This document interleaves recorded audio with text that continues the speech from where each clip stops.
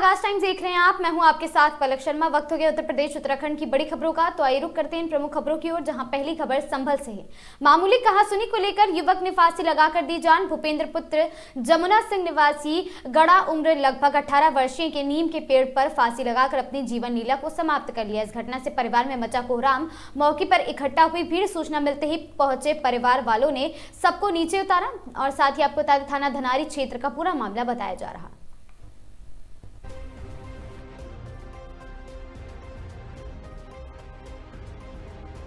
भैया क्या नाम है आपका? बहादुर नाम। कौन सा गांव है ये? क्या हुआ था आज आपके भाई की मृत्यु हुई है, कैसे हुई? मृत्यु पता नहीं कि मैंने तो जाके देखा, लटका हुआ देखा। कहाँ पे लटका हुआ? खेत में। हाँ। बात पे लटका। अच्छा, किस चीज़ पे लटके हुए थे? नींव पे। नीम के पेड़ पे। तो क्या किसी से कोई कोई बात नहीं, कोई लड़ाई झगड़ा? कोई झगड़ा नहीं। अच्छा, क्या करते थे ये? ठेली पर थे। कहाँ पे? गुड़गांव में। गुड़गांव हरियाणा में। अच्छा, तो ये कब आए थे वहाँ से? वहाँ से आए थे 14 दिन हो गए। जब से कहाँ थे? लोग वहाँ था, रुकड़ा था मौसी के यहाँ। तो ये वहाँ से कब आए थे मौसी के? फिर 4 बजे तक। उसके बाद गाँव में रहो। हाँ, गाँव में रहने के बाद फिर फोन करूँगा, फिर ना पता नहीं चला। कल से कितने समय से गायब थे? जो है 5 बजे। हाँ। अच्छा, कहीं ढूंढने का प्रयास नहीं किया आपने? बहुत किया। अब ये कैसे मिले, किस हालत में मिले थे? हालत में मैं वही पर फोन था। फोन लगा तो गया था, इसी फोन जब मैं फोन था तो फोन जब बजा तब मैं घंटी भी भेज चुका। तब मैंने देखा तो जाके तब किसने सूचना मिली, कोई आपको किसने बताया था? नहीं, मैंने देखा, खुद देखा। खबर श्रावस्ती से है, जहां श्रावस्ती में मौसम ने अचानक करवट ले ली है और जिले भर में घने कोहरे की चादर छा गई है, जिसमें आम जनमानस अस्त व्यस्त हो गया है। सुबह से ही सड़कों पर विजिबिलिटी बेहद कम रही है, जिसके कारण वाहन चालकों को भारी दिक्कतों का सामना करना पड़ा। हाईवे और ग्रामीण इलाकों में सड़कों पर वाहन रेंगते नजर आए हैं। वहीं कई जगहों पर जाम जैसी स्थिति भी बनी। फिलहाल मौसम विभाग के अनुसार अगले कुछ दिनों तक कोहरे का असर बना हुआ है और साथ ही कोहरे का सबसे ज्यादा असर स्कूली बच्चों और नौकरी पेशा लोगों को और किसानों पर रहा है। प्रशासन ने वाहन चालकों से अपील की है कि सावधानी पूर्वक वाहन चलाएं।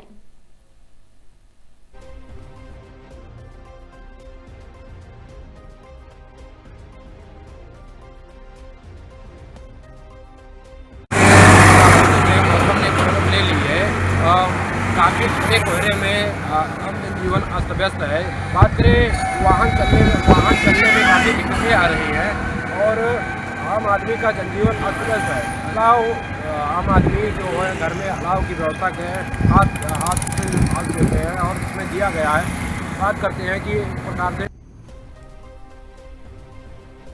खबर महोबा से है, जहां जनपद महोबा के कुलपहाड़ कोतवाली क्षेत्र के ग्राम जैतपुर के बस स्टैंड के पास श्रीनगर रोड में स्थित मुर्गे की दुकान सृष्टि चिकन और सुनील चिकन शॉप में आग लग गई। आग इतनी तेजी से फैली कि दुकान में रखे दर्जनों मुर्गे जलकर राख हो गए हैं। सूचना मिलते ही आपको बता दें, पुलिस विभाग की टीम मौके पर पहुंची और कड़ी मशक्कत के बाद आग पर काबू पा लिया गया। हालांकि तब तक दुकान पूरी तरह जल चुकी थी। इस घटना में किसी के हताहत होने की कोई खबर नहीं है, लेकिन दुकानदार को भारी आर्थिक नुकसान झेलना पड़ा है। क्या नाम है आपका? सुनील। क्या हो गया? आग लग गई, दुकान में लगा दी गई। Bus stand, main stand, Srinagar road. किसकी दुकान की? सुनील मुर्गे की। कितना नुकसान हो गया? काफी नुकसान हो गया, मुर्गे जल गए सारे, कपड़ा जल गया। और रात ही में एक पुलिस प्रशासन आई थी मौके पर और उन्होंने सब देखा ही था और हमें आर्थिक रूप से सहयोग करें, सहायता मिली। और क्या नाम है आपका? रविंद्र कुमार श्रीवास नाम है मेरा और जयपुर की श्रीनगर केरला पे मेरी मुर्गी की दुकान है। और एक लड़का मोहल्ले दुकान में 8 बजे बंद करके गया हूँ, तो मोहल्ले में एक दारू पी के एक लड़का विवाद कर रहा था दरवाजे के बाहर। उससे मैंने कहा कि अपने घर पे जाके बहस कर, इधर गाली गलौज कर, तो उसने मुझे ही गाली दी और मुझे जाति सूचक शब्दों से प्रयोग किया, बहुत गाली दी कि मैं तुझे देख लूंगा। इसके बाद वो उसको गया अपने घर या कहीं गया, मुझे मालूम नहीं। इसके बाद 2 घंटे बाद मुझे पता चला कि दुकान में आग लगी। उसने कहा था मैं तुझे देख लूंगा, और इसी दुकान से मेरा परिवार का भरण पोषण होता है। क्या नाम है? लड़के का नाम कल्लू और वो सन ऑफ जम्मू रैकवा, मोहल्ला बजेरिया, जयपुर। कितना नुकसान हो गया दुकान में? अब काफी नुकसान हो गया, छपरा अपरा भर गया है, मुर्गे भी जल गए हैं। बगल में सुनील जयकुआर की भी दुकान है, उसका भी नुकसान है। मेरा तखत पीछे फेंक दिया है। आपको किसने सूचना दी कि आग लगी? मुझे यहाँ के दुकानदार की जो आड़त है उसकी मूंगफली लोड हो रही थी, उसने मुझे सूचित किया। आके उसने नंबर लगाया, बोर्ड में नंबर देख के तो मैं भागे और सभी लोग आए, मुर्गे वाले जितने भी दुकानदार है सबको लगाया उसने। अगर वो ना लगाता तो आज एक भी दुकान न बचती, सारी दुकानें खाक हो जाती।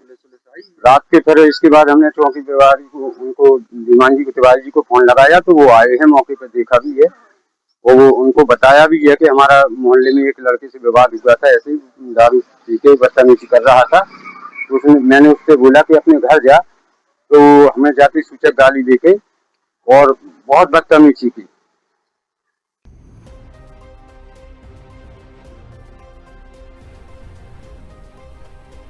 खबर शाहजहांपुर से है, जहां ओसीएफ और छावनी परिषद के बीच तालमेल की कमी का सीधा असर अब व्यापारियों पर दिखने को मिला है।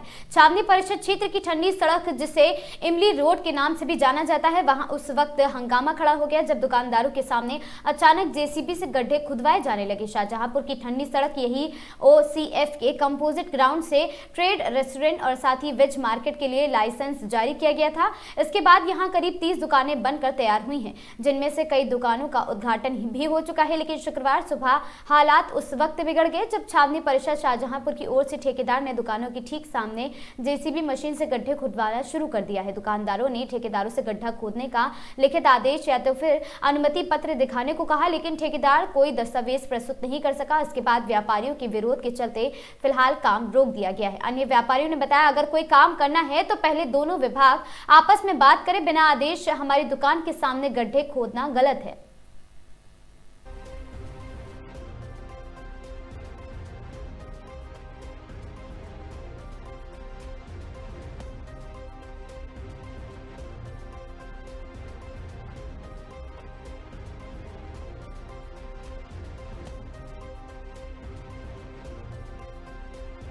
दुकानें बनते बनते करीब 6 महीने हो गए हैं। 2 महीने पहले हमने यहाँ पे दुकान ली है और जब दुकान ली थी तब हमको ये नहीं बताया गया था कि हम आगे से दीवार खड़ी कर देंगे या आगे खुदाई करेंगे। और हमने अब दुकान पे ब्याज पे पैसे लेके जो है लगाया है, पकड़ी दी है। 5-6 लाख रुपए हमारा लग गया है। और आज हम जब यहाँ आते हैं तो हमको ये पता चलता है कि सामने गड्ढा खोदा गया है। यहाँ 8 फुट ऊँची दीवार बिल्कुल सटा के मेरी दुकान से लगाई जा रही है। अब हमें ये बताया जाए कि ये हमने जो ब्याज पे रुपया लेके यहाँ लगाया है, ये 2 महीने से हम यहाँ नुकसान झेल रहे हैं। अब जब हम काम करने का टाइम आया, आज हमारे सामने दीवार उठाई जा रही है। अगर यही कंट्री बोर्ड को अगर ये दीवार उठानी थी तो इनको यहाँ पे बोर्ड लगा देना था, तो हम लोग दुकान लेते ही नहीं। अगर हमको जानकारी होनी चाहिए थी ना कि ये बोर्ड यहाँ पे उठा देगा दीवार। अब बताइए, अगर ये बोर्ड दीवार उठा दी है तो हम लोग कहाँ जाएँ? ये हमारा पैसा कौन देगा? ये यहाँ पे 30 दुकानें हैं, यहाँ पे लाखों रुपए की पकड़ी जा चुकी है, लाखों रुपए का इन्वेस्टमेंट लोगों ने कर दिया है। हर आदमी कहीं ना कहीं से व्यवस्था करके जो है पैसा लगाए है इधर उधर लेके। अब ये हमको जवाब दिया जाए कि ये लोग कहाँ से किसका भरेंगे और कैसे अपने घर परिवार चलाएंगे, और यहाँ पे जितना वर्कर काम कर रहा है वो कहाँ जाएगा? या तो ये सब चीज़ें पहले बोल दी होती कि यहाँ पे दीवार उठा देंगे तो हम लोग दुकान लेते ही नहीं। दुकान यहाँ पर लिए 4 दुकानें हैं और हम यहाँ काम करने आए थे। बाकी दुकानदार सब काम कर रहे हैं, यहाँ पर अच्छा चल रहा है। अगर ये पहले ही हमको बता दिया जाता, ये कंटोनमेंट बेड बोर्ड और ये फैक्ट्री का कुछ ऐसा मसला है और ये हमको बता दिया जाता, और ये दीवार जो खड़ी हो रही है, या कि हम लोगों की रोजी रोटी 200 परिवार इफेक्टेड होंगे इससे। सब लेबर हैं, कारीगर हैं, हम लोग दुकानदार हैं, 30 दुकानदार हैं, इसके पीछे परिवार है, बच्चे हैं। और ये अगर इनको दुकान दीवार खड़ी ही करनी थी तो पहले यहाँ बोर्ड लगा देना चाहिए था कि हम आगे चलकर यहाँ दीवार खड़ी करेंगे, तो हम लोग इसको दुकान लेते ही क्यों? और जैसे तैसे हम लोगों ने गिरवी गार्ड कर दुकान ली है, कैसे न कैसे किया है। जो बेरोजगारी अपनी दूर करने के लिए यहाँ आके बैठे हैं, रात दिन लगे हुए हैं, सुबह 7 बजे आ जाते हैं, रात के 12 बजे जाते हैं, परिवार के लिए मेहनत कर रहे हैं। और ये अगर पहले ही बता दिया जाता हमको कि ये हमारी जो है यहाँ पर दीवार होगी तो हम लोग इसको दुकान नहीं लेते। ये भाई पहले ही बता दिया जाना चाहिए था हमको। ये दुकानों के सामने जो बाउंड्री करी जा रही है बिल्कुल अवैध तरीके से करी जा रही है। इसका हमारा फैक्ट्री से टेंडर हुआ था 1 साल पहले, जिसमें निकासी की कोई बात नहीं है। हमारा जब रोड की तरफ निकास है तो रोड ही की तरफ निकास होएगा। यहाँ पे कैंटोनमेंट वाले आए आज सुबह, आके उन्होंने यहाँ पे जेसीबी चला के पूरा रोड खोद डाली यहाँ पे, जिससे हमारे जितनी दुकानें बनी हैं उसके सामने दीवार उठा देंगे तो हमारा सारा कारोबार ठप हो जाएगा। हम सब लोग गरीब लोग हैं, हम लोग कहाँ जाएंगे। आपकी क्या मांग है? हमारी मांग है ये दीवार ना उठाई जाए और सड़क पे जो इमली रोड है इसके ऊपर जो ये रेड़ियाँ लग रही हैं ये बुरे तरीके से अवैध है रेड़ियाँ। इनका कोई टेंडर नहीं है, कोई ठेका नहीं है और इसके यहाँ रोज़ाना वसूली करी जाती है अवैध तरीके से। आके सारे लोग इसमें शामिल हैं, सब लोग इसमें, इसको हटाया जाए जिससे यहाँ रास्ता साफ होए पूरा और दुकानें हमारी हैं इसको सामने दीवार ना खड़ी करी जाए। ये अवैध तरीके से खोदा गया है, ना हमें बताया गया इस बारे में। हमारी दुकानें अभी हमने ओपनिंग करी है, कुछ ही टाइम हुआ है और इधर मार्केट में भीड़ लगती है इन दुकानों की वजह से। ये रोड पर रेहड़ियाँ लगती हैं, हमारी दुकान से किसी कोई दिक्कत नहीं है, ये अवैध तरीके से उठा दी गई है। आने जाने में दिक्कत हो रही, दीवार उठाई जाएगी, हमारा धंधा सब खराब हो जाएगा। हम लोगों ने अभी शुरुआत करी, सारा पैसा लगाया है। आप क्या चाहते हैं? हम ये चाहते हैं यहाँ दीवार ना उठाई जाए, जो तो गलत तरीका है, रोड पे ये भीड़ लगती है ये हटाई जाए। हमारी दुकानों से किसी दिक्कत नहीं है, अवैध तरीके से यहाँ लगाया जा रहा है। उन्नाव में जायसवाल हार्डवेयर के बाहर खड़े ई रिक्शा में बैटरी चोरी हो गई। अज्ञात चोरों ने रात में वारदात को दिया अंजाम। पीड़ित प्रदीप कुमार जायसवाल ने चौकी में 2 तहरीर दी है। चोरी की घटना सीसीटीवी कैमरे में कैद हुई है। सीसीटीवी फुटेज के आधार पर चोरों की तलाश जारी है। उन्नाव सदर कोतवाली क्षेत्र के मगरवाड़ा बाजार का मामला।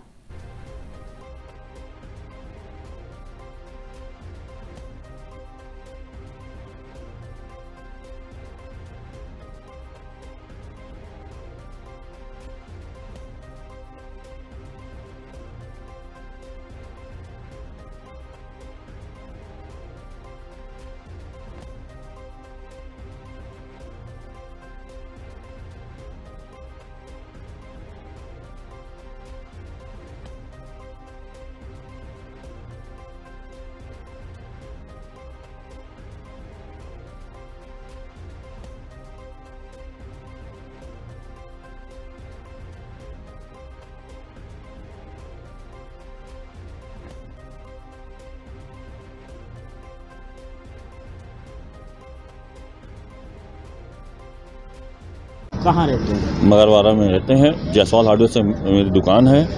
मैं अपने एक ई रिक्शा निकलवाया था, उसमें 4 बैटरी लगी होती हैं। कल रात में 3:45 से 4 बजे के बीच में बैटरी चोरी हो गई 4 ठो।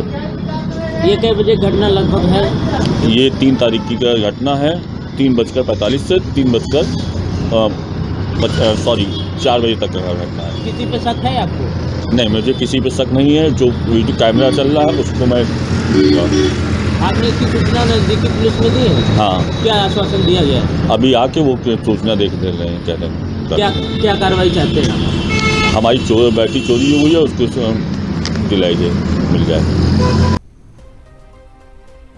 खबर उन्नाव से है, जहां दिव्यांगजनों की समस्याओं की त्वरित निस्तारण एवं उनके अधिकारों की सुरक्षा सुनिश्चित करने के उद्देश्य से जनपद उन्नाव में मंगलवार को मोबाइल कोर्ट का आयोजन किया गया। यहां मोबाइल कोर्ट राज्य आयुक्त दिव्यांग उत्तर प्रदेश हिमांशु शेखर झा की अध्यक्षता में विकास भवन सभागार उन्नाव में आयोजित हुआ है। इस पहल का मुख्य उद्देश्य सुदूरवर्ती एवं पिछड़े ग्रामीण क्षेत्रों में निवासरत दिव्यांगजनों की शिकायतों को सुनकर उसका स्थानीय स्तर पर समाधान करना रहा है। बता दें कि जिला पिछड़ा वर्ग कल्याण अधिकारी एवं प्रभारी अधिकारी दिव्यांगजन सशक्तिकरण अधिकारी उन्नाव ज्योति त्रिवेदी ने जानकारी देते बताया कि यह मोबाइल कोर्ट दिव्यांगजनों अधिकार अधिनियम 2016 की मूल भावना के अनुरूप आयोजित किया जा रहा है। इसके माध्यम से उन दिव्यांगजनों को लाभ पहुंचेगा जो अब तक सरकार द्वारा संचालित विभिन्न जन कल्याणकारी योजनाओं से वंचित रहे थे या जिन्हें इन योजनाओं की समुचित जानकारी नहीं मिल पा रही थी।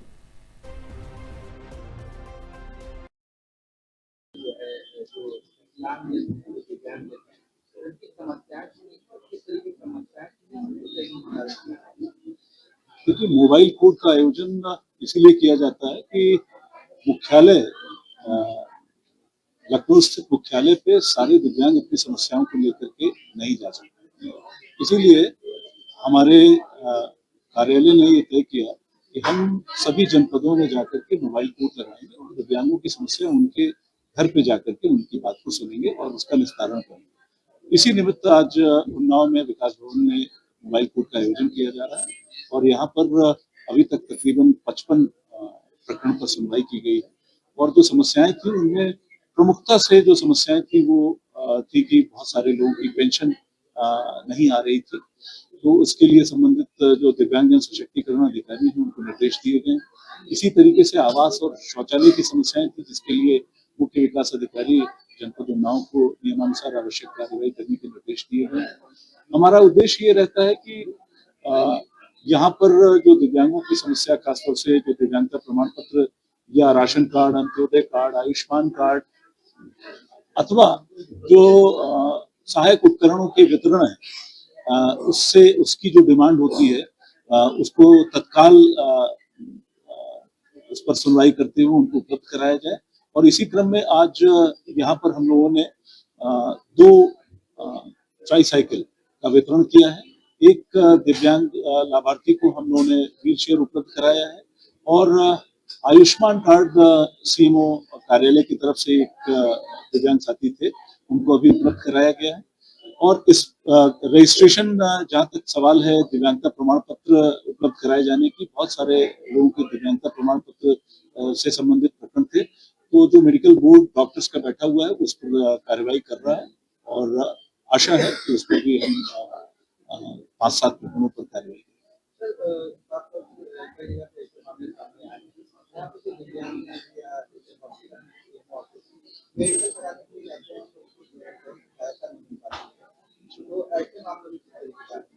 नहीं, अभी हमने जो मुख्य चिकित्सा अधिकारी जनपद उन्नाव थे, उनके जो रिप्रेजेंटेटिव थे, उनको हमने ये निर्देश दिए कि जो दिव्यांग बोर्ड है, अगर 3 वर्ष या उससे अधिक समय से कोई डॉक्टर्स इसमें काम कर रहे हैं तो उसको रिकॉन्स्टिट्यूट किया जाए, नए लोगों को मौका दिया जाए।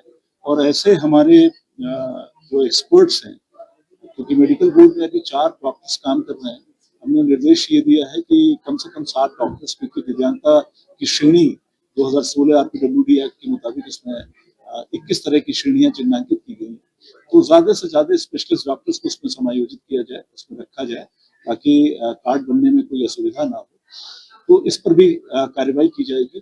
दूसरा, ऐसे भी बहुत सारे प्रकरण आए जहाँ पर दिव्यांगता का प्रतिशत देखने से ऐसा लगा कि प्रतिशत जो अंकित है और जो प्रतिशत वास्तव में होना चाहिए वो ज्यादा होना चाहिए, वो पुनर्परीक्षण के लिए ऐसे प्रकरणों को संगठित किया गया है और ये निर्देश दिए गए हैं कि जो भारत सरकार की गाइडलाइंस है उसके मुताबिक जो मानक है उनके मानकों का अनुपालन करते ही हुए दिव्यांगता प्रमाण पत्र मिलेगा। खबर हरदोई से है, जहां हाईवे पर कंटेनर से टकराई तेज रफ्तार बस चालक की मौत, 9 यात्री घायल।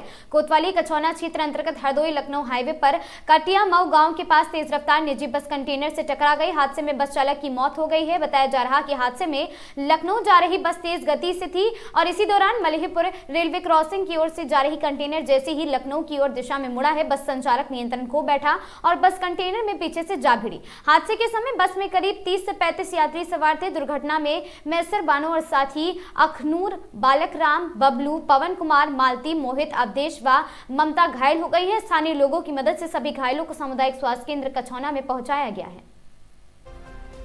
आज दिनांक 3/2/2026 को समय करीब 11 बजे थाना कछौना क्षेत्र अंतर्गत ग्राम कटिया मऊ के निकट एक प्राइवेट बस द्वारा एक कंटेनर को टक्कर मार दी गई, जिससे बस अनियंत्रित होकर सड़क के किनारे गड्ढे पे पलट गई तथा बस में सवार 7 लोग घायल हो गए।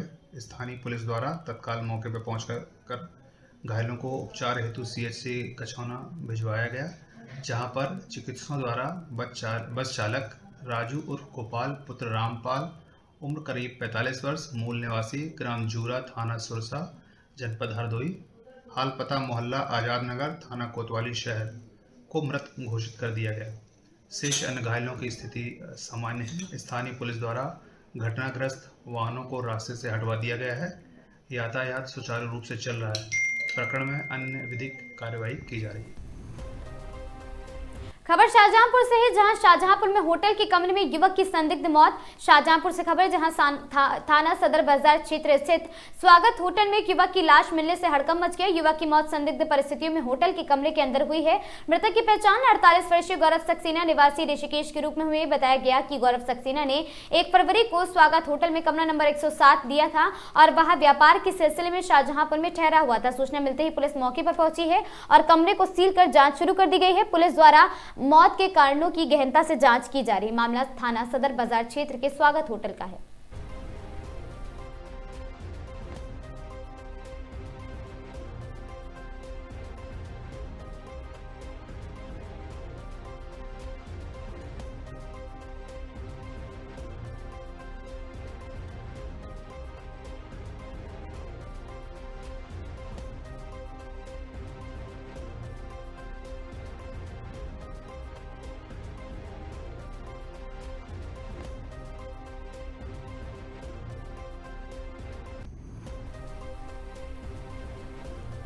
मुरादाबाद जनपद में प्रेम संबंधों में बांधा बन रहे पिता, आपको बता दें कि पति को पत्नी ने प्रेमी के साथ मिलकर मौत के घाट उतार दिया। दरअसल बीती 30 जनवरी को भोजपुर थाना इलाके में एक युवक का शव नहर से मिला था और मृतक की शिनाख्त गोधी निवासी अख्तर के रूप में हुई थी। मृतक अख्तर गांव में परचून की दुकान चलाकर परिवार की जीविका चलाता था, लेकिन उसे ये नहीं मालूम था कि उसकी, आपको बता दें कि शरीके हयात ही उसकी जान की दुश्मन बन जाएगी।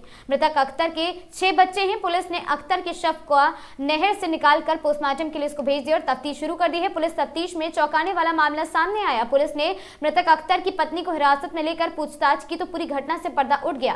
पुलिस पूछताछ में मृतक की पत्नी ने पुलिस को बताया कि उसका गांव के ही रहने वाले नंदोई अल्फात से प्रेम संबंध था। हमारी प्रेम कहानी में पति अख्तर आड़े आ रहे थे, इसीलिए प्रेम प्रसंग के चलते प्रेम के संग मिलकर पति की हत्या कर शव को नहर में फेंक दिया गया था। पुलिस गिरफ्तारी में खड़ी शबीना अपने नंदोई अल्ताफ के प्यार में इतनी लीन हो गई थी कि उसने अपने जीवन साथी को मौत के घाट उतारने की साजिश ही रच डाली।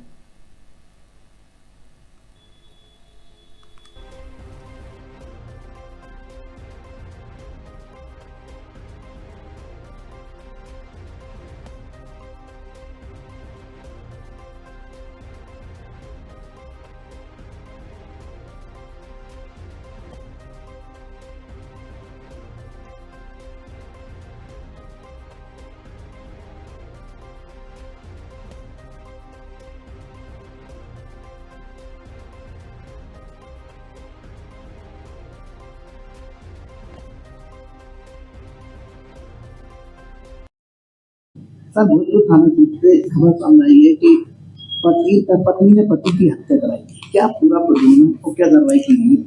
ये देखिए, ये दिनांक 30 जनवरी को थाना भोजपुर क्षेत्र के सिरसवा गांव में नहर के पास में एक युवक का शव मिला था। इस युवक की जब पहचान की गई तो ये इस गांव गोधी गांव जो पड़ता है थाना भोजपुर क्षेत्र में उनका था, जिसकी गुमशुदगी जो 28 तारीख को दर्ज की गई थी। फिलहाल इसमें युवक का पोस्टमार्टम कराया गया तथा इसमें जो पोस्टमार्टम में जो है वो पानी में डूबने से उसकी मौत आई थी। इसमें हमने थाना भोजपुर में सुसंगत धाराओं में इसमें एक FIR पंजीकृत किया गया था एवं पूछताछ में जब हमने इसमें पूछताछ की गई तथा इसमें और इन्वेस्टिगेशन की गई तो पता चला कि जो मृतक है उसकी पत्नी के एक दूसरे व्यक्ति उनके रिश्तेदार है अल्ताफ, उनके साथ में अवैध संबंध है तथा जो मृतक जो है वो अपनी पत्नी को उसके लिए रोकता टोकता था। इस कारण से ही उनकी पत्नी एवं अल्ताफ ने इन दोनों लोगों के साथ में मिलकर युवक की हत्या का प्लान बनाया एवं उसको जो है डुबा के उसकी हत्या कर दी। फिलहाल इसमें जो चारों अभियुक्त हैं उनको अरेस्ट कर लिया गया है। साक्ष्य संकलन की कार्रवाई की जा रही तथा आगे की विधिक कार्रवाई इसमें प्रचलित है। इसमें इनको जो है पहले लेवा के जाया गया अल्ताफ के द्वारा एवं 2 अन्य व्यक्तियों के द्वारा एवं उनको जो है पास की नहर में डुबो के इनकी हत्या कर दी गई थी।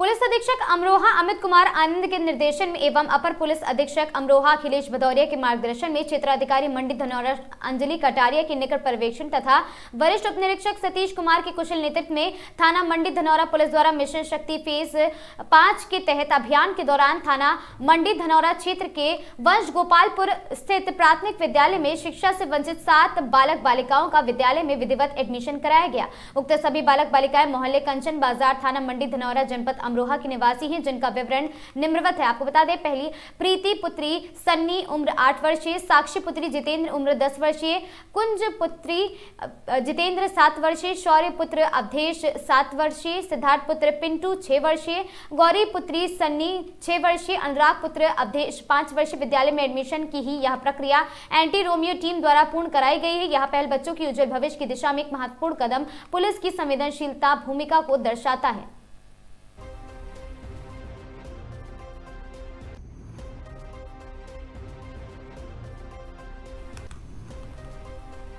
खबर औरैया से है, जहां थाना अजीतमल व एसओजी सर्विलांस की संयुक्त टीम ने की बड़ी सफलता हासिल। अंतर जनपदीय मादक पदार्थ तस्कर दामोदर प्रसाद गिरफ्तार, कब्जे से 8.210 किलोग्राम चरस बरामद, अनुमानित कीमत 41 लाख। बालाजी होटल के पास हाईवे से सुबह 5:51 पर हुई गिरफ्तारी। थाना अजीतमल में एनडीपीएस एक्ट 8/20 के तहत मुकदमा दर्ज।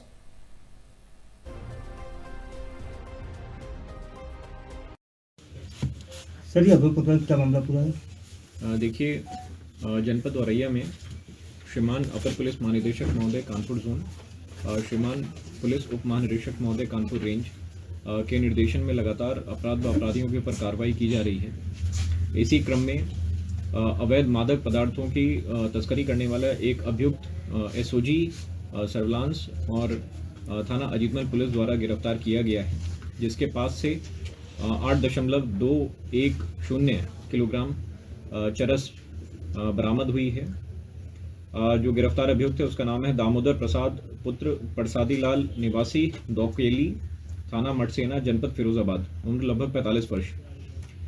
इस व्यक्ति को जो है गिरफ्तारी की गई है, वो कोई बालाजी होटल पड़ता है, उसके पास में ये संदिग्ध हरकतें करते हुए पाया गया, जहाँ पे पूछताछ में और बरामद और तलाशी में इसके पास से ये अवैध मादक पदार्थ जो बरामद हुआ है। इस अवैध मादक पदार्थ की जो अनुमानित मूल्य है वो लगभग 41 लाख रुपए है। इसको गिरफ्तार कर न्यायिक अभिरक्षा में भेजा जा रहा है। गिरफ्तार करने टीम से नाम जी, जो गिरफ्तारी करने वाली टीम है, इसको 15,000 नगद पुरस्कार से पुरस्कृत किया जाता है। सर इसको क्या आपराधिक इतिहास भी है? जी, इसके विरुद्ध में टोटल 3 मुकदमे हैं, जिसमें से कि 2023 में थाना बिदुना से ही ये एनडीपीएस एक्ट में एक बार जेल जा चुका है और 2021 में मारपीट का मुकदमा जनपद फिरोजाबाद में लिखा है और ये उसके विरुद्ध में तीसरा मुकदमा लिखा गया। धन्यवाद सर। औरैया पुलिस की गाड़ी देर शाम अंधेरे में हुई खराब। बिधुना अंबेडकर मूर्ति पेट्रोल पंप के सामने रुकी गाड़ी, आधा दर्जन पुलिसकर्मी गाड़ी को धक्का लगाते दिखे। स्थानीय लोग भी मदद के लिए आगे आए हैं। तकनीकी खराबी के कारण धक्का देकर स्टार्ट करने का वीडियो हुआ है वायरल। बिधुना कोतवाली क्षेत्र के फीडर रोड का बताया जा रहा पूरा मामला।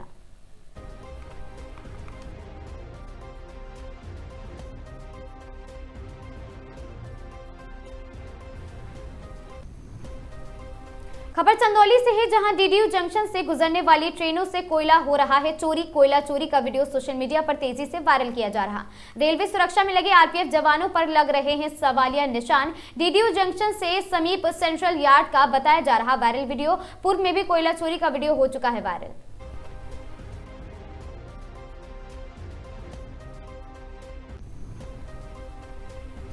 खबर चंदौली से है, जहां चंदौली में वैदिक ब्राह्मण प्रतिभा सम्मान समारोह का भव्य आयोजन किया गया। इंडियन पब्लिक स्कूल परिसर में सांस्कृतिक आयाम के तत्वाधान में कार्यक्रम वेद पाठियों और साथ ही वैदिक कर्मकांड से जुड़े विद्वानों ने किया है, उनको सम्मानित किया गया। राष्ट्रीय स्वयंसेवक संघ के वरिष्ठ पदाधिकारियों रहे मुख्य अतिथि। पूर्व केंद्रीय मंत्री डॉक्टर महेंद्र नाथ पांडे ने किया सम्मान प्रदान और वक्ताओं ने वैदिक परंपरा को समाज की आत्मा बताया है। कहा, वेद पाठ से संस्कार, संस्कृति और सामाजिक समरसता को मिलती है मजबूती। युवाओं को सांस्कृतिक जड़ों से जोड़ने पर दिया गया जोर।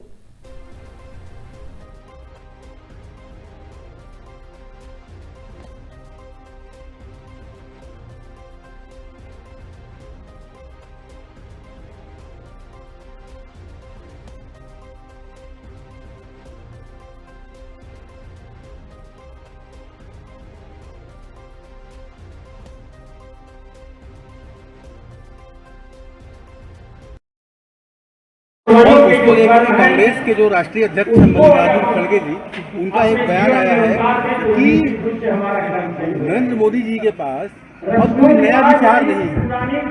इस बयान को कैसे देखते हैं आप? आज वाराणसी दिल्ली में नया रेल सिलीगुड़ी गंगा एक्सप्रेस को 5,750 करोड़ का अतिरिक्त बजट और इसी तरह से युवाओं के लिए कई नए अवसर और बिना कोई कर वृद्धि किए देश के आर्थिक विकास के इतना बड़ा रूपरेखा खींचा है, इसे गंभीरता से खड़गे जी को भी लेना चाहिए और नहीं ले पा रहे हैं तो खड़गे जी को स्वास्थ्य लाभ करना चाहिए। अब उनके पास विचार शून्यता आ गई। सर, क्या कार्यक्रम है और इसका उद्देश्य क्या है?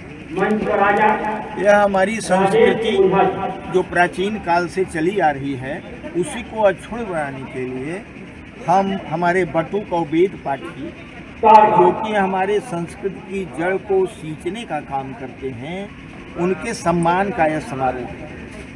इसी संस्कृति के बल पर भारत पहले जगत गुरु बना था और पुनः जो है इसी संस्कृति के बल पर हम संपूर्ण भारत के अंदर एकात्मता का भाव जागृत करके भाषा, जाति, पंथ, दलगत से, राजनीति से जो हमारा हिंदू समाज बंटता जा रहा है, खोखला होता जा रहा है, उसी को सुदृढ़ करने के लिए ऐसे बटुक काबिल पाठियों के प्रतिभा का सम्मान समारोह आज आयोजित किया गया है।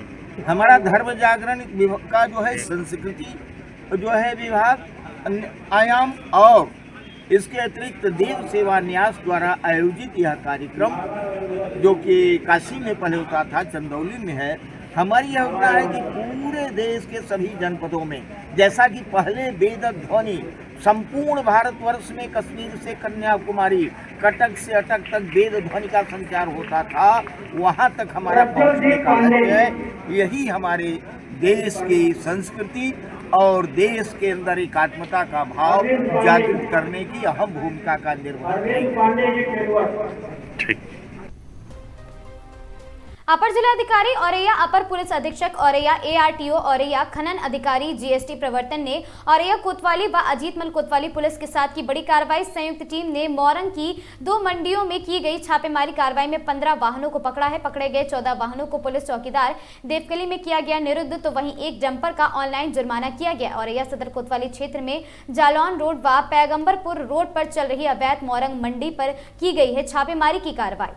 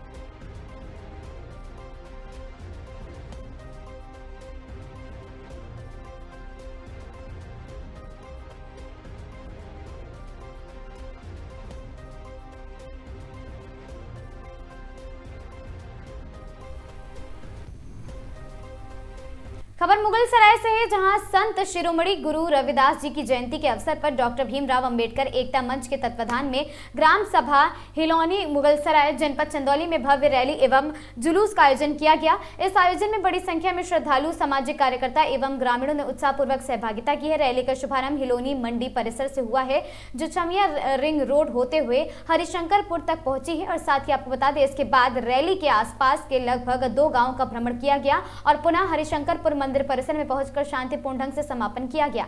आयोजन का मुख्य उद्देश्य आमजन को भारतीय संविधान के प्रति जागरूक करना और सामाजिक समरसता, समानता और भाईचारे का संदेश देना रहा है। वक्ताओं ने संत गुरु रविदास जी के जीवन, उनके सामाजिक सुधार और विचार के और साथ ही बाबा साहब डॉक्टर भीमराव अंबेडकर द्वारा दिए गए संविधान के अधिकारों एवं कर्तव्य पर विस्तार से प्रकाश भी डाला है।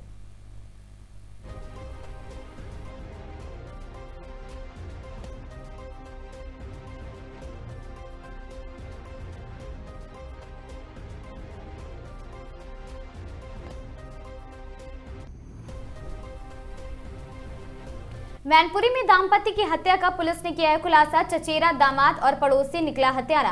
पुरानी रंजिश और लूट के उद्देश्य से की गई थी दाम्पत्य की हत्या। 7 दिन में पुलिस ने आपको बता दें हथियारों को गिरफ्तार कर जेल भेज दिया। जनपद मैनपुरी के बरनाहल थाना क्षेत्र के ग्राम फूलापुर में बीते 26 से 27 जनवरी की मध्य रात में इस गांव के रहने वाले महेश शाह की 60 वर्षीय और उसकी पत्नी अनीता देवी ने 58 वर्षीय की उस समय हत्या कर दी है, जब दोनों दंपति अपने घर में सोए हुए थे। और घटना की देर सुबह जब तक घर से कोई आवागमन नहीं हुआ तो गांव के ही एक दूध बेचने वाले व्यक्ति दूध देने के लिए मौके पर पहुंचे और इस घटना को देखा तो उनके पैरों तले जमीन निकल गई। और साथ ही घटना की सूचना स्थानीय पुलिस को दी गई। मौके पर पहुंची पुलिस ने शव को पोस्टमार्टम के लिए भेजकर पड़ताल शुरू कर दी है। परिजनों के हवाले कर दिया गया। लेकिन हत्या के पीछे क्या राज है, आखिर क्यों की गई हत्या, दंपत्ति की हत्या, इसकी गुत्थी सुलझाने में पुलिस जुट गई है, जिसके लिए पुलिस अधीक्षक गणेश प्रसाद शाह ने 5 टीमों का गठन किया है। वैसे तो फूलापुर में हुए दोहरे हत्याकांड का पुलिस के लिए एक चुनौती बनी हुई है, लेकिन पुलिस टीम ने हत्या का खुलासा करने की उम्मीद नहीं छोड़ी है। पुलिस हत्याकांड का खुलासा करने के लिए लगातार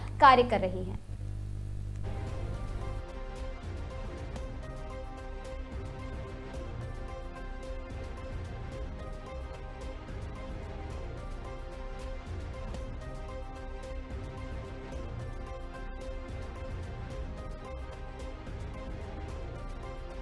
बरनाम थाना क्षेत्र में जो फूलापुर गांव है उसमें डबल मर्डर का खुलासा किया। उसमें किस तरह से ये कहानी रची गई थी और क्या पूरा? देखिए, आज से एक हफ्ते पहले 26 जनवरी की रात को 26 और 27 जनवरी की रात को ग्राम फूलापुर थाना बरनाहल में एक बुजुर्ग दंपति जो अलग अलग कमरे में सोई हुई थी, किसी अज्ञात व्यक्ति के द्वारा उसको गोली मार दिया गया था और हत्या कर दी गई थी।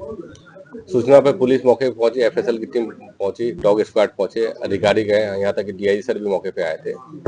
और घटना के अनावरण के लिए टीमें बनाई गई थी, 5 टीमें गठित की गई थी, जिसमें surveillance cell, cyber cell, SOG के अतिरिक्त सीओ साहब के नेतृत्व में टीम भी काम कर रही थी। और सबसे पहले हम लोग को पता चला कि ये जो वहाँ के लोकल इंटेलिजेंस थे, उन्होंने पड़ोसी ही आनंद पे संदेह व्यक्त किया कि ये कुछ दिन पहले ये बात भी कर रहे थे कि 2 बुजुर्ग दंपति रहते हैं, अकेले रहते हैं और ये एक मतलब बहुत आसान टारगेट हो सकता है।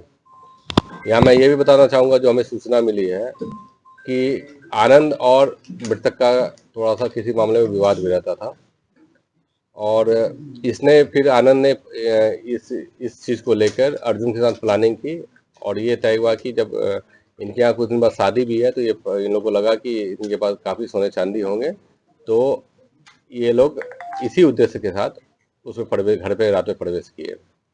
आनंद के द्वारा तुरंत ही घुसने के बाद ही पुरुष जो बुजुर्ग थे उसके सिर पे गोली मार दी गई, हत्या कर दी गई।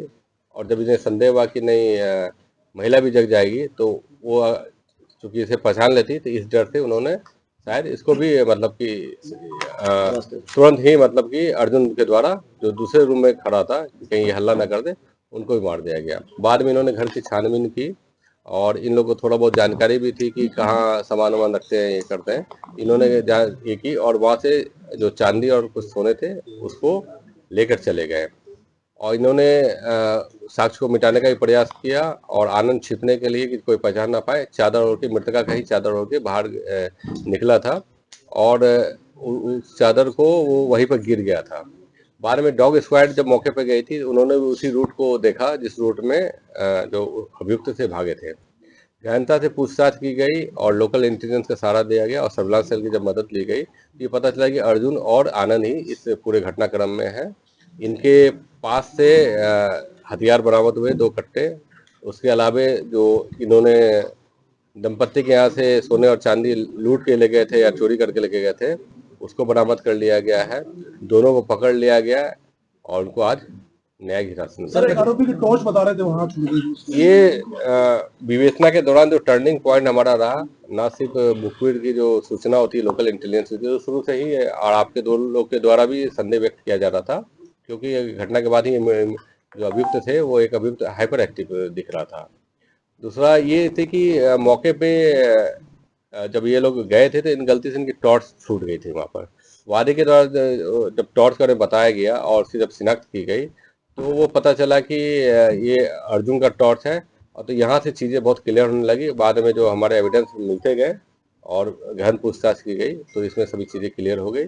इनके जो संपत्ति जो लूटी गई थी, चोरी की गई थी, वो बरामद कर ली गई है, और जो हथियार दो छिपा के रखे थे उनको ही कर लिया गया था, और जिस पैटर्न से इन्होंने घर में प्रवेश किया था वो सीडी वगैरह के बारे में भी इन्होंने 5 टीमों का गठन किया गया था। स्वयं डीआईजी सर इसको डेली अपडेट लेते थे। सर, अगर जो बात करें तो मृतक और जो हत्यारे हैं उनके बीच में क्या मतलब देखिए, एक तो रिश्ता क्या? देखिए, एक रिश्ता तो एक तो अर्जुन के बारे में जो पता चला कि ये रिश्तेदार ही है, और दूसरा पड़ोसी था। एक FIR मर्डर में हुई है, जबकि हुई लूट भी थी। देखिए, जो उस समय वादी के द्वारा दिया गया था, तो क्योंकि वादी उस समय हो सकता है श्योर ना हो क्या गया क्या नहीं गया, जो दिया गया तत्काल पंजीकृत किया गया था। बाद में विवेचना के दौरान जो भी उनके बयान वगैरह आएंगे उनको समझ। देखिए, ओवरऑल मोटिव तो निश्चित तौर पे जो शादी होने वाली थी और उनके बाद जो ये संभावना थी कि सोने चांदी मिलेंगे, तो लूट और चोरी का तो संभावना ये थी। दूसरा ये था कि एक जो बात सामने ये भी आएगी कि आनंद और उनका विवाद चल रहा था, तो हो सकता है कि कहीं ना कहीं वो मतलब कि अपना ही बदला लेना चाहता हूँ। खबर हरिद्वार से है, जहां कनखल क्षेत्र के नूरपुर पंजहेड़ी में हुए गोलीकांड को लेकर आज पुलिस ने, आपको बता दें कि अतुल चौहान के परिवार ने प्रेस वार्ता कर पुलिस और विपक्ष पर और साथ ही गंभीर आरोप लगाए हैं। परिवार का कहना है इस मामले में उन्हें झूठा फंसाया जा रहा है और पुलिस एक तरफा कार्रवाई कर रही है। प्रेस वार्ता में अतुल चौहान की पत्नी ने बताया कि उनके पति ने कुछ समय पहले बीजेपी नेता अमित चौहान को अवैध प्लॉटिंग की शिकायत संबंधित विभाग में दर्ज कराई थी। इसी शिकायत के चलते अमित चौहान उनके पति से रंजिश रखने लगे हैं और उन्होंने साफ कहा है कि उनके पति ने किसी पर भी गोली नहीं चलाई है। उन्होंने आपको बता दें कि सेल्फ डिफेंस में हवाई फायरिंग की थी और उन पर लगाए गए आरोप निराधार है। प्रेस वार्ता के दौरान उन्होंने यह भी आरोप लगाया कि पुलिस दबिश के दौरान घर की महिलाओं के साथ बदतमीजी की गई है और उनके नाबालिग बेटे को घसीटते हुए बाहर निकाला गया है और परिजनों का कहना है कि यह कार्रवाई कानून का उल्लंघन है। परिवार के एक और गंभीर आरोप लगाए हैं। कहा कि जब पुलिस उनके बेटे को गिरफ्तार करने आई उस समय पुलिस के साथ एक ऐसा व्यक्ति भी मौजूद था जो एक मुकदमे में 10,000 का इनामी आरोपी भी रह चुका है। और उन्होंने सवाल उठाया है कि जब एक घोषित अपराधी पुलिस के साथ दबिश देने आएगा तो आम जनता की सुरक्षा कैसे सुनिश्चित होगी।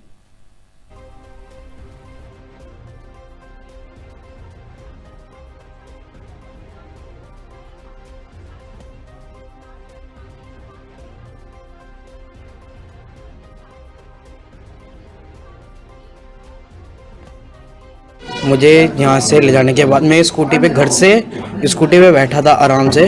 सुधांशु कौशिक भैया आए, ऐसे हो गए कम से कम 10-12 पुलिस होगी जो मुझे घसीट के ले गई। तो वहाँ पर ले जाने के बाद मैं गाड़ी में नहीं बैठ रहा, जबरदस्ती जाके लात मारी मेरे। मैंने कहा भैया लात क्यों मार रहे हो? फिर उन्होंने लात मारने के बाद फिर थप्पड़ मारे, उनको बैठ इसमें नहीं बैठेगा तो तुझे मैं भी दिखाऊंगा भी। फिर वहाँ से जाने के बाद जब चौकी में थाने में वहाँ पहुँच गए, चौकी में जाने के बाद उन्होंने इतनी लात मुक्के थप्पड़ जाके सब कैमरों के पास ना आऊं इसलिए उन्होंने सबसे पीछे मारा है। कैमरे में जो रिकॉर्डिंग ना हो उन्होंने कैमरों के पीछे मारा है। उन्होंने मेरे हाथ उसमें रस्सी में बांध के ऐसे लटका दिए थे, मैं लटका हुआ था। उन्होंने लात बजा रखी थी, इतनी लात बजाई। फिर मैंने भैया को बोला मुझे छोड़ दो, माफ़ कर दो। जितना कुछ बोल रहा था उतना ज़्यादा मार रहे थे। कुछ भी बोल रहा हूँ ना उतना ज़्यादा मार रहे थे दुनिया भर का। उन्होंने फिर लास्ट में थप्पड़ मुक्के मुँह पे मुक्का मारा।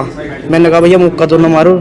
फिर उन्होंने कहा तू आज वो होएगा। फिर उन्होंने थाने में ले गए। थाने में जाके उन्होंने मुझे हथकड़ी पहना दी। हथकड़ी पहनाने के बाद मैंने कहा भैया को, भैया वॉशरूम आ रहा है, वॉशरूम करने दो प्लीज़। उन्होंने वॉशरूम करने तक की वो नहीं दी थी। उन्होंने कहा वॉशरूम होएगा नहीं तेरा, तो ये करना तो इसमें पैंट में कर ले। उन्होंने बाद में लास्ट में नंगा कर लिया था पूरा। ऊपर से लेके नीचे तक लंगा करने के बाद उन्होंने उस पर जूते ही जूते बजाए, जूते ही जूते पूरे शरीर में। अभी तक इतना दर्द हो रहा है ना, बहुत ज़्यादा, मेरे से पूछो, इतना दर्द हो रहा है। मतलब जहाँ भी आप देखिए वीडियोस वायरल हो रही है। पहला मामला तो ये है कि जांच होनी थी जो भी भू माफिया है अमित चौहान उनके टाउनशिप की, उषा टाउनशिप की, वहाँ जांच के लिए प्रशासन ने हमें बुलाया था। वहाँ पर अतुल चौहान, तरुण चौहान अपनी गाड़ी से वहाँ गए। वहाँ पर वो पहले से ही, प्रशासन की गाड़ी भी वहाँ उपस्थित है, तहसीलदार पटवारी जो भी वहाँ थे उन्होंने फोन करके बुलाया था। और वहाँ जाके देखा तो ये लाठी डंडों के साथ वहाँ गाली गलौज कर रहे हैं। जब गाली गलौज करने के बाद ये उनके अतुल चौहान जी की तरफ और तरुण चौहान जी की तरफ मारने के लिए डंडा लेके आए। तो जब डंडे लेके आए तो पीछे से गोलीबारी भी हुई और गोली चली और ईंट पत्थरों से भी पीछे से हमला किया गया, जिसमें पहले तो हाथापाई हुई जो वीडियोस आपके पास हैं, और बाकी वीडियोस आपको प्रॉपर्ली उषा टाउनशिप के कैमरे में मिलेंगी, वो निकलवाइएगा जरूर। गोली लगी है, अगर उन्हें वो गोली लगी है तो आप हॉस्पिटल की रिपोर्ट निकलवाइए, वो गोली कहाँ है, पेट में है, कहाँ है, जहाँ भी लगी है। बाकी हमें नहीं लगता वो गोली लगी है, वो एक वीडियो में दिखाते हुए भी जा रहे हैं, वो वीडियोस आप सबको मिल जाएंगी। वो गोली हमें कहीं शो नहीं हो रही है और कोई गोली नहीं लगी है। जिसको गोली लगती है वो गाड़ी में कूदता हुआ नहीं जाता है, गाड़ी में से कूदता हुआ, फोन चलाता हुआ, बात करता हुआ नहीं जाता है। और बस, और क्या, आप जांच करिए। मालिक बेटे को जो भी वहाँ पर टाउनशिप पे हुआ होगा उसके 5 से 10 मिनट बाद हमारे घर पे पुलिस आती है। कोई गाड़ी नहीं थी पुलिस की गाड़ी सड़क पे खड़ी थी और 12 से 15 पुलिस वाले थे और उनमें एक नॉर्मल कपड़ों में भी था, वो नामी गुंडा है। हमें पता लगा है कि उसका नाम प्रशांत शर्मा है और 10,000 का नामी गुंडा रहा है वो।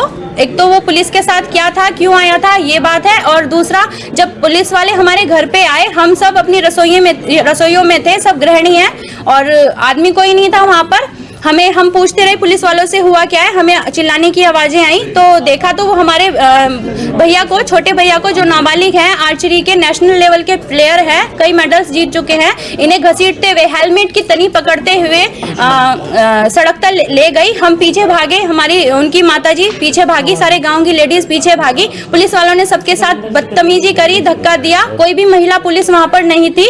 और जो आदमी घर के वैसे नॉर्मल कपड़ों में था वो उसने गाड़ी में बैठा के इनके साथ बदतमीजी करी, हमें धक्का दिया गया और पुलिस चौकी पे ले जाकर इनको बाथरूम में बांध के मारा गया है और गाड़ियों के पास मारा गया है। तो ये कहाँ तक ठीक है, बारे में कुछ नहीं कहना, ये तो जांच होगी भाई, प्रशासन साथ में।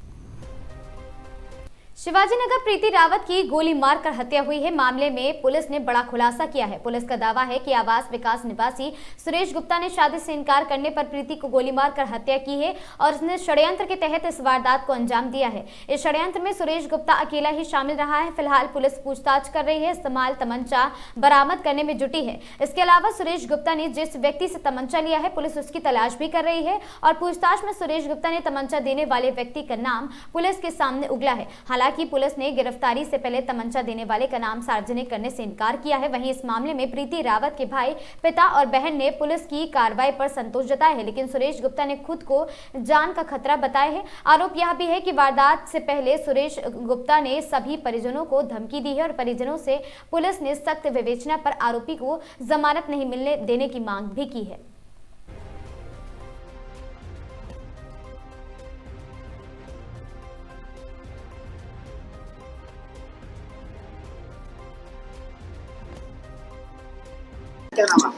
पिंकी राणा, प्रीति की सिस्टर। ये आप लगातार आप मांग कर रहे थे कि जल्द से जल्द आरोपी पकड़ा जाए, आप आगे की क्या मांगे आपके और कितना संतुष्ट आपका? हमारी ये बात है, अभी तक हमने जो पुलिस वाले ने बोला था हमें वही हुआ, मतलब पुलिस वाले ने बोला था पकड़ा जाएगा, कल तक तो पकड़ा गया। अब हम ये चाहते हैं कि उसको किसी भी हाल में जमानत या कुछ भी उसको रिहा नहीं होना चाहिए, फांसी चाहिए। शादी प्रस्तावित थी, सब कुछ फैसला हो रखा था, डिसीजन हो रखा था, मेरे पापा खिलाफ थे, फिर भी मेरे पापा को मनाया हम सब लोग ने कि हम नहीं कर सकते, फिर भी हमने मनाया। मैंने खुद सपोर्ट किया, भाई ने सपोर्ट किया, दूसरे भाई ने, सबने सपोर्ट किया। फिर उसको मारने की क्या जरूरत पड़ गई थी? क्यों मारा? मनमुटाव किस चीज को लेकर रहता? उसको लेकर था, दारू पीता था, रात को जाता था, रात में उसको जबरदस्ती करना था कि नहीं मैं अभी बात करूंगा, मुझे अभी रात को क्या बात करना था। पुलिस चौकी में बात क्लियर हो चुकी थी कि रात को नहीं जाएगा घर पे, फिर क्या जरूरत थी रात में घर पे जाने की? और सब बातें उसको रात को ही करनी होती थी, दिन में नहीं करनी होती थी, रात में करनी होती थी। क्यों? कि जल्द से जल्द उसको फांसी हो, इसके अलावा हमें कुछ नहीं चाहिए। क्योंकि वो खुद अपने मुंह से बोल चुका था, प्रीति मैं तेरे को मारूंगा और उसके बाद मैं खुद फांसी पे लटक जाऊंगा। तो हमें यही चाहिए कि अब उसको फांसी मिले, उसके अलावा हमें कुछ नहीं चाहिए। वो छूटना नहीं चाहिए। बाहर रहेगा कल को, मेरे भाई को धमकी दे रखी है, छोटे भाई को धमकी दे रखी है, मेरे को धमकी दे रखी है, पापा मम्मी भाई सबको, पूरे खानदान को हमारी धमकी दे रखी है। तुम्हारे मेरे को बोला तुम्हारा भी परिवार है, मेरा भी परिवार है, हमको भी मार देगा कल को। हमें भी डर है। अब ये नहीं छूटना चाहिए, ये नहीं छूटना चाहिए। हम अपना आने जाना बंद नहीं कर सकते उसके लिए। फांसी होनी चाहिए, मौत की बदले मौत मिलनी चाहिए। और यही हमें तसल्ली तब होगी, क्योंकि मेरी बिटिया तो चलेगी, होता है छोटा सा, उसकी देख रेख कौन करेगा? मेरे पास है सारी जिम्मेदारी। तो पुलिस ने जो एक्शन लिया है, क्या वैसे या नहीं है कि क्या यही आरोपी हैं? आपको लगता है कि सही अरेस्टिंग हुई है, सही कार्रवाई करी है पुलिस ने? खैर कार्रवाई तो ठीक है, कार्रवाई तो ठीक की है, लेकिन उसे मौत की सजा होनी चाहिए। आप आरोपी खानाकार कब पकड़ा आपने, किस तरह से इसने मर्डर किया? देखिए, जो 31 तारीख को 9:30 बजे सूचना मिली थी, जिसमें एक युवती के मरने की सूचना थी, जिस पर जब वहां पर पुलिस टीम पहुंची तो उसके बाद पूरी जो एसएसपी महोदय के निर्देशन में टीमों का गठन किया गया, जिसमें कि एसओजी की टीम, हमारे लोकल थाना की टीम गठित की गई थी और इनके द्वारा लगातार सीसीटीवी कैमरास देखे जा रहे थे और बाकी जो भी बातचीत थी, जो भी नोन थे उनसे की जा रही थी। तो इसके बाद ये मालूम चला कि तहरीर में भी ये नेम्ड इसके पिताजी द्वारा किया गया था, सुरेश गुप्ता जिसका नाम आया है, नामजद अभियुक्त है ये। तो इसी के द्वारा मर्डर किया गया, ये जानकारी में आया। जो टीमें गठित की गई, इनके द्वारा लगातार इसकी जानकारी की जा रही थी कि वो कहाँ कहाँ गया है। तो मर्डर करने के बाद उसके बाद वो सीधा दिल्ली की तरफ गया था और उसके बाद फिर आज उसे छुटमलपुर से गिरफ्तार किया गया है।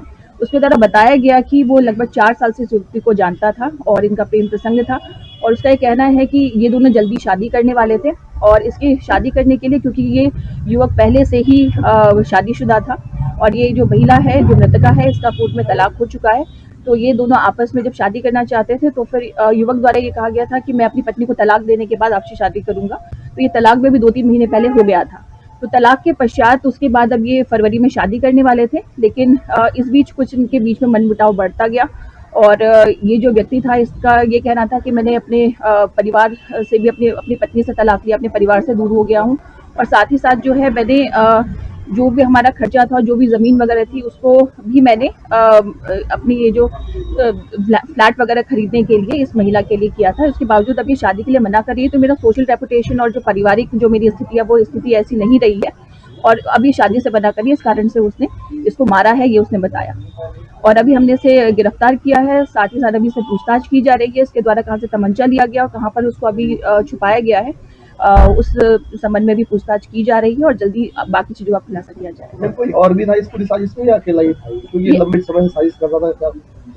नहीं, ये अकेला ही था और क्योंकि बाकी सब लोग जो इनको जानते हैं वो ये जानते हैं कि जल्दी शादी करने वाले हैं, तो इसने ऐसा किसी से शेयर नहीं किया था कि किसी को इसमें शामिल किया हो।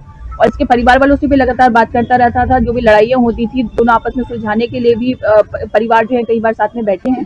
तो अब फरवरी में इनकी शादी भी होने वाली थी। तो इसमें अभी तक यही पता चला है कि अकेला ही था जिसने पूरा मर्डर प्लान किया और 31 तारीख को इसने अपने जो भी इसके मंसूबे थे उनको अंजाम दिया। खबर ऋषिकेश से है, जहां ऋषिकेश बॉडी बिल्डिंग का फिटनेस एसोसिएशन 7 और 8 फरवरी को बॉडी बिल्डिंग प्रतियोगिता का आयोजन करेगा और 7 फरवरी को पावर लिफ्टिंग और साथ ही आर्म्स रेसलिंग प्रतियोगिता होगी, जिसमें जबकि 8 फरवरी को उत्तराखंड का सबसे बड़ा बॉडी बिल्डिंग प्रतियोगिता की जाएगी। ये प्रतियोगिता हरिद्वार रोड स्थित आशीर्वाद वाटिका में होगी, जिसमें भारत से बड़े बड़े प्रतिभागी हिस्सा लेने के लिए पहुंचेंगे। इस प्रतियोगिता का मुख्य उद्देश्य युवाओं को खेलों के प्रति आकर्षित करना है, जिसमें युवा नशे से दूर रहें और इस संबंध में संगठन से जुड़े पदाधिकारियों ने प्रेस कॉन्फ्रेंस की है। बताया गया कि प्रतियोगिता में इस बार मिस्टर हिमालय का पदक जीतने वाले विजेता को इनाम के तौर पर 61,000 रुपए की धनराशि दी जाएगी। इसके अलावा अन्य प्रतिभागियों को भी उत्साहवर्धन के लिए अलग अलग इनाम दिए जाएंगे। प्रतियोगिता कराने जा रही है।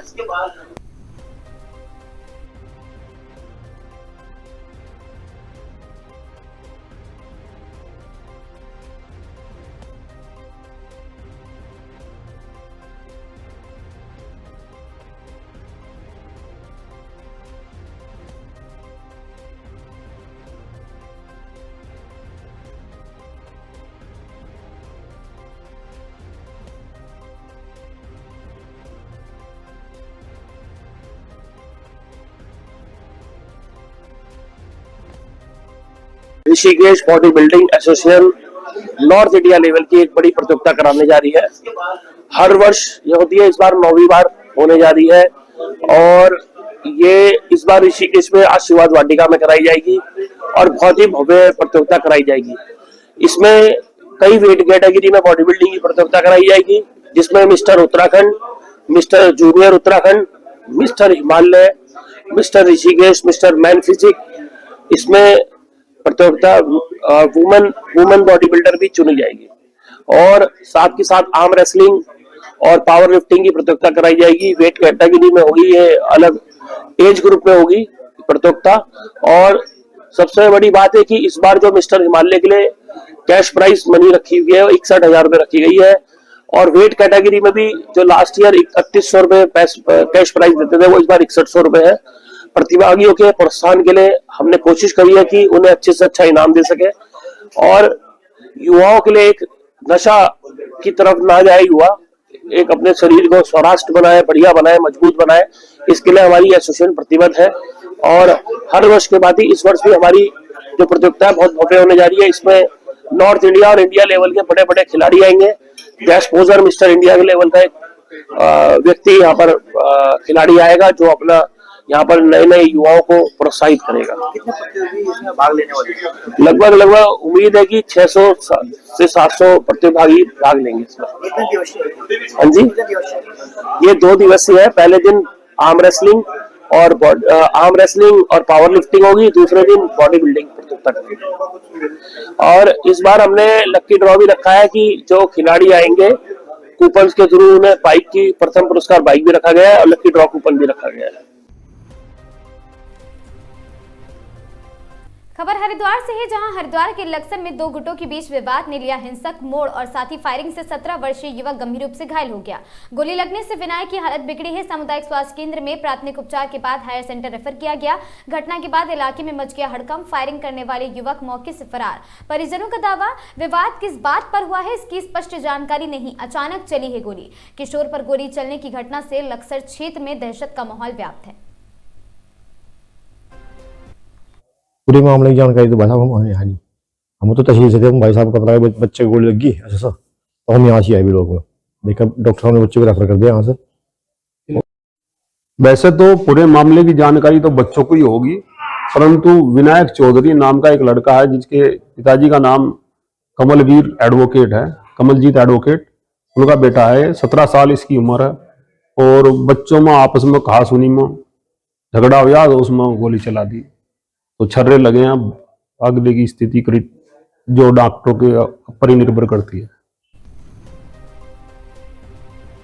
धर्मनगरी हरिद्वार में 2027 के महाकुंभ को लेकर तैयारियां अब जमीनी स्तर पर साफ दिखने लगी। श्रद्धालुओं के स्वागत के लिए शहर को सुंदर, सुव्यवस्थित और दिव्य रूप से देने का काम तेजी से किया जा रहा है। 2027 के कुंभ मेले को ऐतिहासिक और भव्य बनाने के लिए हरिद्वार प्रशासन ने कमर कस ली है। शहर भर में व्यापक स्तर पर सौंदर्यीकरण का कार्य किया जा रहा है। सड़कों से चौड़ीकरण और साथ ही निर्माण कार्य तेजी से चल रहा है। वहीं पर्यावरण संरक्षण को ध्यान में रखते हुए बड़े पैमाने पर पौधारोपण भी किया जा रहा है। श्रद्धालुओं को स्वच्छ, सुरक्षित और सुगम अनुभव देने के लिए पेयजल, बिजली, यातायात और साफ सफाई जैसी बुनियादी सुविधाओं पर विशेष फोकस भी किया जा रहा है, बल्कि आधुनिक व्यवस्थाओं और दिव्यता का एक भी अद्भुत उदाहरण बनेगा। कुल मिलाकर धर्मनगरी हरिद्वार को 2027 कुंभ के लिए एक नए, भव्य और दिव्य रूप में ढालने की तैयारी जोरों पर है।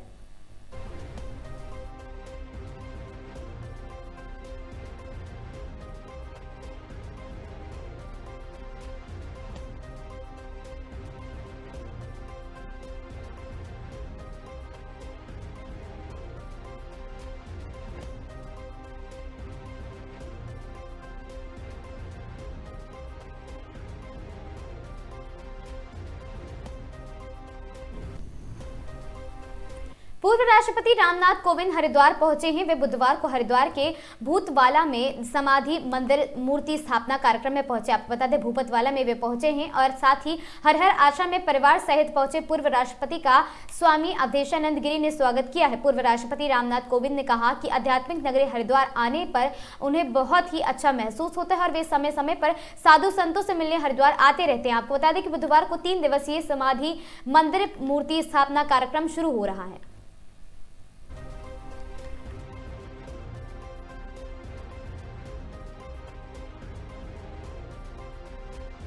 बहुत आभारी हूँ कि उन्होंने इस अवसर पर मुझे आमंत्रित किया। सचमुच हरिद्वार को मैं अध्यात्म का द्वार मानता हूँ और इसीलिए जब इच्छा होती है जानकर अथवा कोई कार्यक्रम बन जाए, और इसे मैं सौभाग्य इसलिए मानता हूँ कि जो मन में होता है, इच्छा यहाँ बार बार आने की होती है, तो उसके महाराज जी निमित्त बन जाते हैं। खबर नैनीताल से है, जहां सरोवर नगरी नैनीताल से लगभग 22 किलोमीटर दूर भीमताल क्षेत्र में वन्यजीव हमले की एक दर्दनाक घटना सामने आई है। यहां बता दें कि जनपद नैनीताल में जंगली जानवरों का आतंक बना हुआ है, जिसके चलते घास काटने जंगल गई 60 वर्षीय महिला गंगा देवी पर जयंती जंगली जानवरों ने हमला कर दिया है, जिससे उसकी मौत हो गई है। और उन्होंने जंगली जानवर द्वारा हमले में मृत गंगा देवी महिला के परिजनों को हिम्मत दिलाते हुए शीघ्र वन विभाग के अधिकारियों व मुख्य चिकित्सा अधिकारी से वार्ता कर सारी सुविधाएं उपलब्ध कराने की बात कही है।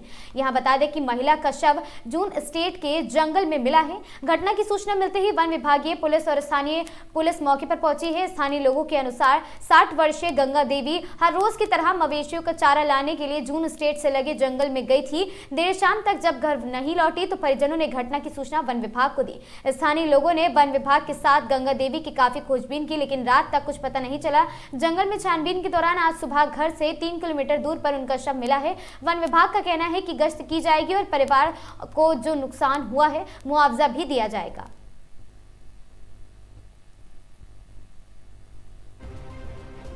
कल सुबह से एक हमारी बहन गंगा देवी पत्नी राजेंद्र प्रसाद जो सुबह से गायब थी, घास काटने गई थी जंगल में, तो उसकी अभी बॉडी मिली है। बाघ या तेंदुए के द्वारा उस पर हमला किया गया, ये सूचना मिली है। और मैंने वन विभाग के डीएफओ, जिला प्रशासन, सीएमओ नैनीताल सबसे वार्ता की और सीएमओ नैनीताल से मैंने कहा कि उसका पोस्टमार्टम तल्लीताल जो अस्पताल है वहीं पर करें, क्योंकि सीएमओ नैनीताल कह रहे थे कि कल से गायब है और क्या पता किन स्थितियों में मिली हो। लेकिन मैंने कहा सीएमओ नैनीताल से कि बाघ का हमला है या तेंदुए का है या जो भी है, लेकिन पोस्टमार्टम के लिए आप नैनीताल या हल्द्वानी मत भेजिए। तो पोस्टमार्टम गंगा देवी जी का तल्लीताल जो हमारा सीएससी सेंटर है, परिवार के लोगों के कहने पर और क्षेत्रीय जनप्रतिनिधियों के कहने पर वो पोस्टमार्टम वहीं पर करवा रहे हैं। और मैं अपने क्षेत्रवासियों से आग्रह करना चाहता हूं कि आप अपना ख्याल रखें, अकेले जंगलों में न जाएं। मैं वहां अभी तुरंत पहुंचता, लेकिन मैं भी यहाँ शोक में हूँ। मेरी माता जी का 2 दिन पहले देहांत हुआ है और मैं शोक में बैठा हूँ। लेकिन अपने क्षेत्रवासियों से मैं आग्रह करना चाहता हूँ कि आप अपना विशेष ख्याल करें और अकेले जंगलों में न जाएं, और स्कूल के बच्चों को भी स्कूल में अकेले न भेजें। और वन विभाग के अधिकारियों से मैंने कहा है कि बच्चों को स्कूल तक लाएं भी और छुड़वाएं भी। ये जिम्मेदारी वन विभाग के अधिकारियों की है। उधम सिंह नगर जनपद के अंतर्गत सीमांत खटीमा कोतवाली क्षेत्र में सोमवार 2 फरवरी की देर रात मामूली विवाद के बाद हिंसक झड़प हो गई, जिसके चलते युवक गंभीर रूप से घायल हो गए। इस घटना का वीडियो भी सोशल मीडिया के माध्यम से सामने आया है, जिसमें भीड़ के बीच 1-2 लोगों को तलवार से वार करते हुए और लात घूंसों से युवक की बेरहमी से पिटाई करते हुए देखा जा सकता है। हालांकि विवाद के कारणों की अभी तक आधिकारिक पुष्टि नहीं हो सकी है। हमले में घायल हुए युवक की पहचान जावेद, नवाब और निसार के रूप में हुई है, जो कि मूल रूप से इस्लाम नगर क्षेत्र के निवासी बताए जा रहे हैं। घटना के बाद घायलों को उपचार के लिए खटीमा नागरिक उप जिला अस्पताल ले जाया गया है, जहां प्राथमिक उपचार के बाद उनकी गंभीर अवस्था को देखते हुए चिकित्सकों ने 2 घायलों को उच्च चिकित्सालय हेतु रेफर कर दिया है। प्राप्त जानकारी के अनुसार मोटरसाइकिल हटाने को लेकर हुई कहासुनी के चलते अचानक चाकू तलवार चलने लगी और एक युवक का हाथ कट गया, वहीं दूसरे युवक के पैर कट गए हैं और एक तीसरा युवक भी हमले की चपेट में आ गया है और वो घायल हो गया है। घायल के विषय में जानकारी लेते हुए खटीमा कोतवाली वीरेंद्र शाह ने बताया कि इस घटना को पीड़ित पक्ष की ओर से तहरीर दर्ज करवा दी गई है।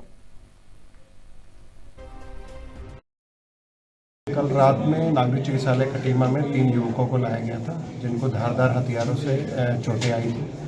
उनमें से दो युवक गंभीर थे जिनको प्राथमिक उपचार के बाद आगे अन्यत्र हायर सेंटर के लिए रेफर कर दिया गया और एक युवक को मामूली चोटें थीं तो उसका इलाज अभी नागरिक चिकित्सालय खटीमा में ही किया जा रहा है। कल देर रात इस्लाम नगर के अंदरूनी इलाके में कुछ युवकों की आपस में मारपीट हो गई जिसमें जो है 3 लोग घायल हुए हैं जो वर्तमान में अस्पताल में उपचाराधीन हैं।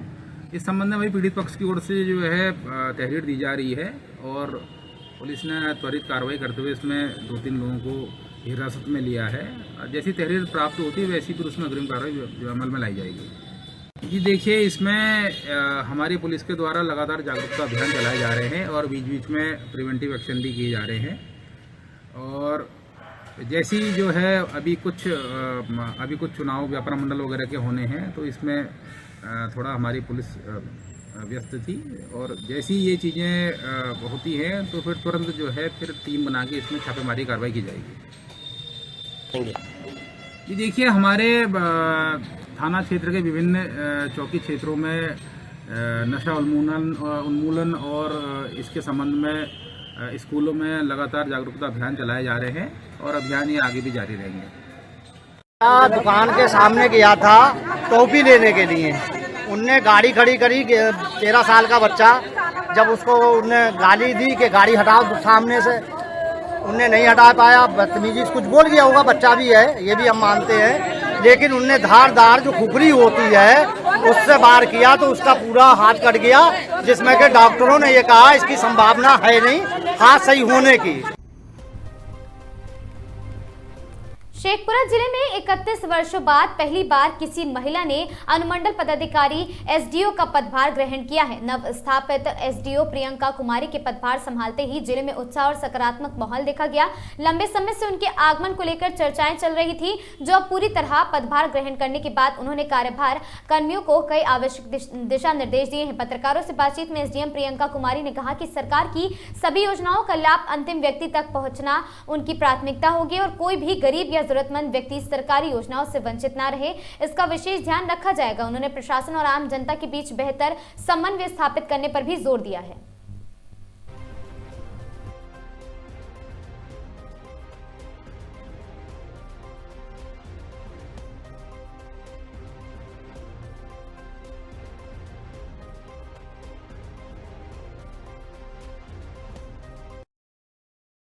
जी बताइए।